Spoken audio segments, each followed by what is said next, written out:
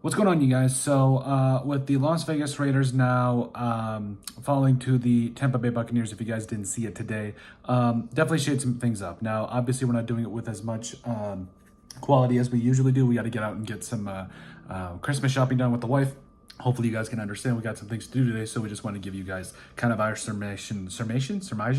Yeah, that's definitely not right, of the game against the Buccaneers. So ultimately, the Raiders fell 28-13 to the Buccaneers, who, I mean, the Bucs are a good team. I know what a lot of people want to say, especially in the NFC South right now, but they're a playoff team. They've got a good defense. If Chris Godwin was there, they might be challenging for one of the top seeds in the NFC right now. I'm just saying. But overall, the Raiders had a couple of guys that stood out, and we'll start out with the standouts here. Now, for those of you that don't know, originally our version of standouts and fizzouts is basically like everybody's versions of winners and losers, because they got them winners and losers, risers and fallers. Ours is standouts and fizzouts because of standouts, people that stood out, and fizzouts because of pop. Now, it's not a pop day because the Raiders just sealed the number one overall pick, and as good as that might be for the Raiders to get the quarterback that they want, it's not a pop day. It's a water and milk type day. Yep, that's right. So overall, let's start out with the standouts, if you will, because there's going to be some fizzouts. So first off, Desmond Ridder came in and played actually pretty well, despite the fact that the game was largely out of reach there in the fourth quarter, but he went 12 of 18 for 101 yards. Now, I also know that it was towards the end of the game, but I've been saying it from the beginning. Desmond Ridder deserves some snaps, at least just for us to see what he's got. And I think that this is going to be more prevalent as the Raiders go on here throughout the rest of the season. I think we'll see a lot of Desmond Ridder and finally see him get the opportunity for himself to potentially separate himself. Also, Aiden O'Connell wasn't bad. He was 11 of 19 for 104 yards, no touchdowns. Did have an interception, but he also ran a touchdown in the Raiders' lone touchdown, if I'm not mistaken. So overall, was pretty hard for the Raiders offense today, but I'll be nice and I'll put Redder and O'Connell in these standouts because they were relatively good. It really was the defense in my mind that really put the Raiders in a tough spot. Sincere McCormick also played pretty well today. He had 15 carries for 78 yards, and it really felt like the Raiders were establishing the run for the first time this season, specifically in the third quarter there, where it looked like the Raiders were threatening. You got to be able to cap off drives, especially in the NFL, but Sincere McCormick looked pretty good. He also had 89 total yards on the day, so that was really good to see. Michael Mayer, 7 for 68.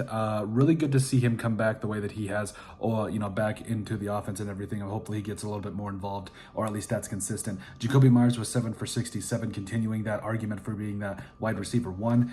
Brock Bowers broke the NFL record for most receptions by a rookie in NFL history. Right now, I think he's at 87, something like that. So congratulations to the rookie.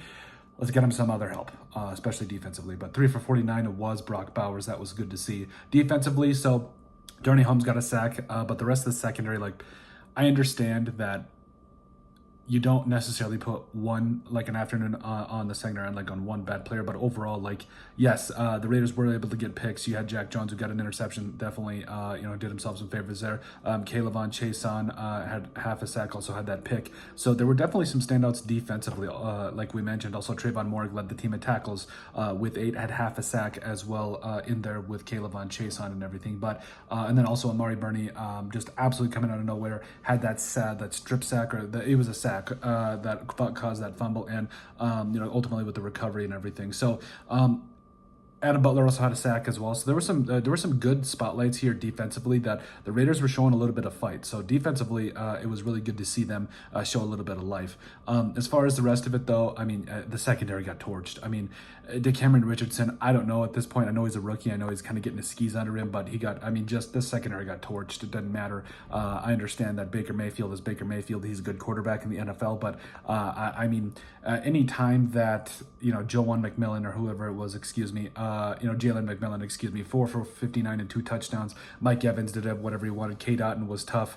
Sterling Shepard, Baker Mayfield largely pretty much did what he wanted, even though yes, he did have turnovers. But this defense, I don't know. I think corner is going to be a very big position to look over here in the offseason, and we're going to be keeping an eye on it. So overall, good pressure and everything.